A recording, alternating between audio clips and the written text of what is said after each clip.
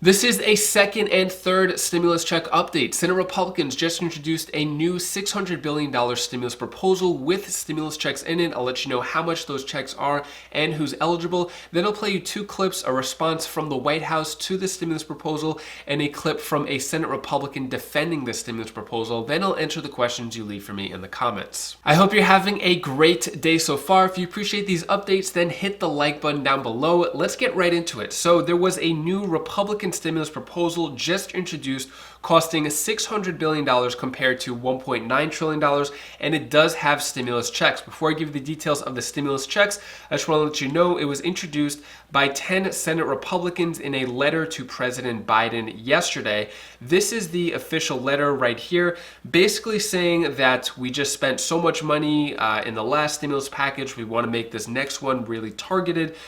Just spent $900 billion a few weeks ago. It was introduced by 10 Senate Republicans, including Susan Collins, Bill Cassidy, Rob Portman, Todd Young, Michael Rounds, Lisa Murkowski, Mitt Romney, Shelley Moore Capito, Jerry Moran, and Tom Tills. So these are the 10 Senate Republicans. The details of the stimulus package that we know so far, more details are going to be released today, Monday, but what we know so far, it's going to be $160 billion toward public health, like vaccines, personal protective equipment, and support for healthcare providers, $4 billion for behavioral and health substance abuse services, $20 billion for schools, and stimulus checks. So the stimulus checks are going to be $1,000 for individuals, or $1,000 for individuals, $2,000 for couples. Now the income thresholds decreased, so they are going to be $50,000 instead of $75,000 for single, and then it's going to be $100,000 for married couples. So let me know what you think about this down in the comments below.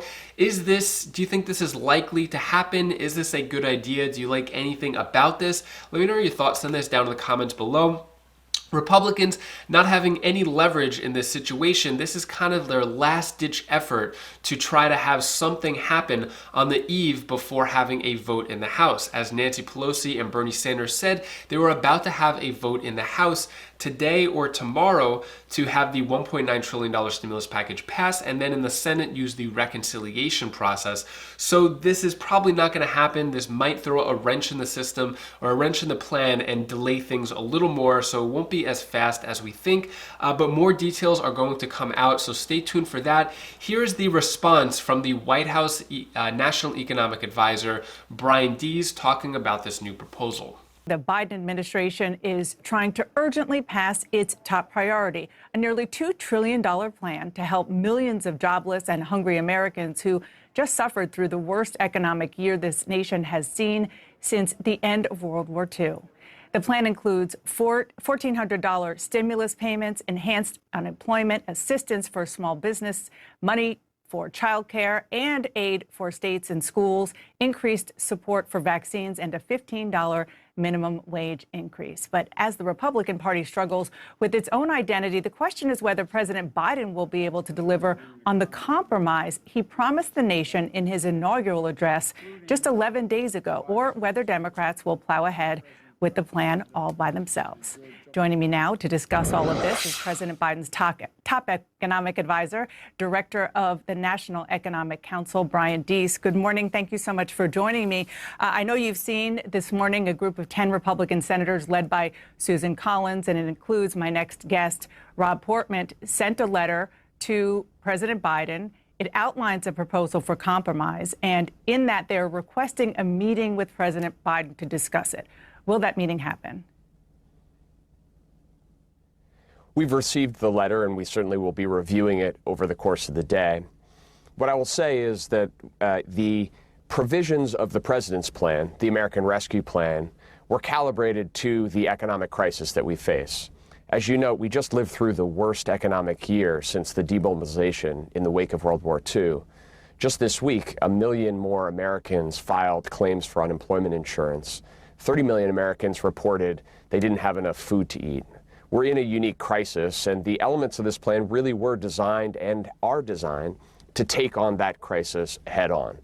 how are we going to get shots in people's arms? How are we going to get schools reopened so parents can get back to work? And how are we going to provide that direct relief to those families and those businesses that are struggling the most? So that's the theory behind the plan. We're certainly open to input from anywhere where we can find a constructive idea to make this package as effective as possible.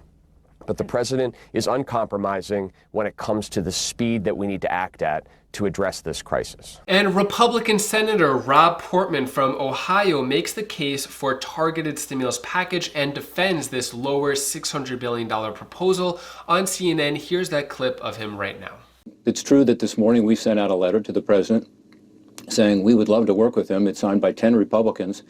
It specifies the proposal that we think is more targeted and more appropriate for the times we're in. And my hope is the president will meet with us and we'll be able to work out something that is bipartisan. We've done it 5 times. You know, we've had 5 COVID-19 packages that are entirely bipartisan. Let's do it again, because that's what would be best for the country. So, Senator, I have the letter here. It does lay out general ideas, some specifics, but not a lot. Can you give us a ballpark of how much you're willing to spend in this whole package you're proposing? Well, it'll be less than 1.9 because much of what the administration has laid out has nothing to do with COVID-19. And in fact, some of it is not even responsive to the issues that Mr. Dees raised. As an example, with regard to the direct payments, we think they should be much more targeted. $50,000 cap for individuals, as an example, $100,000 for a family. And right now, if you look at the administration's plan, you could have a family with 3 kids making almost $300,000 a year getting a check. And many of these people have had no impact from COVID. In fact, some are doing quite well. Others are struggling. Let's focus on those who are struggling. You made the good point a moment ago that all the economic analysis has come in saying that those who make over, let's say, $75,000 a year are tending not to spend the money, but rather save it. In other words, it's not being used for the intended purpose. So let's target it. We really want to help those who need it the most. And at a time of unprecedented deficits and debts, and a debt as a percentage of the economy is as high as it's been in our nation's history since World War II, we need to be sure this is targeted. So let me know what you think about this down in the comments below. Should the income thresholds go from $75,000 down to $50,000 for this next round of stimulus checks? Let me know your thoughts on that down in the comments below. So Biden's push for stimulus checks sparks income eligibility debates. So that is one of the biggest talking points for the Senate Republicans, saying that people who are making $200,000, $300,000 should not get a stimulus check, which is also brought up with this new proposal. So but the White House and Biden already said that they are willing to slash the income for anyone making more than $150,000 will not get a stimulus check. They've said this for many days, that they're willing to lower the income thresholds for the higher income earners, not the lower ones, so that they won't get a stimulus check, to make it more targeted. Also, a lot of people are upset at the Democrat Party for a tweet accusing the contradiction of the $2,000 stimulus check. For a lot of people, the $2,000 stimulus check is still leaving a bad taste in people's mouth. The reason why is because of this tweet right here from the Democrat Party saying President of the United States will build on the $600 down payment provided by Congress last year, sending an additional $1,400 across America, totaling direct payments to $2,000 per person. But a lot of people thought that it was just going to be a complete $2,000 separate from the $600, which is sort of what President Biden said right before the Georgia Senate runoff race. He said if you vote Democrat, you'll get a $2,000 stimulus check. That was his opportunity to say $1,400 stimulus check, which is still a lot of money, but I think a lot of people are still sour about that. Let me know what you think about that down in the comments below. Is it a big deal to you that it's not a $2,000 stimulus check compared to a $1,400 stimulus check? Let me know your thoughts on that. And then also, moving on to the second stimulus check, I keep saying this. I just want to let as many people know about this as possible. So share this video with someone if they haven't received their second stimulus check yet. The IRS is not allowing you to get your recovery rebate credit if you owe child support or other government debts, such as owed taxes, Social Security fees, veteran affair fees, anything that has to do with the government. If you owe anything, then there could be delays with getting your second stimulus check. And then if you apply for the rebate recovery credit, they could actually take your stimulus check away from you. So I know I keep saying this in every video, but I just want to let as many people know as possible. Next, I'll answer the questions you leave for me in the comments. So first question is from Georgia Allen asking, if you meet qualifications not to file income tax and has not received stimulus, how can you claim it? So that is the rebate recovery credit. Even if you've never done taxes in your entire life, you would just do a small tax return just so you could get your stimulus check.